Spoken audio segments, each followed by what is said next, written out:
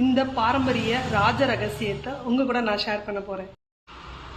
Hi, வணக்கம் மக்களே. நான் தான் உங்க பியூட்டி தெரபிஸ்ட் சுமதி, மலர் மருத்துவர், மதுரை. பூக்களை பத்தின ரகசியத்தை நம்ம பார்க்க போறோம். என்னன்னு தெரிஞ்சுக்கலாமா? பொதுவாகவே பூ இல்லாம நம்ம இல்லை. பூக்களை வச்சுதான் எல்லா விஷயமும் செய்வோம்.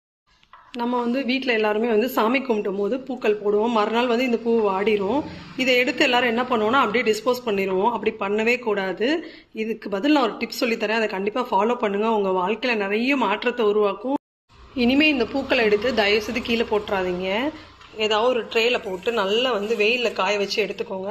அதை பொடி பண்ணி வச்சுக்கிட்டிங்கன்னா நீங்கள் பூஜை பண்ணும் போது சாம்பிராணி போடும் போது அதில் அதை போட்டிங்கன்னா நல்ல வைப்ரேஷன் இருக்கும்.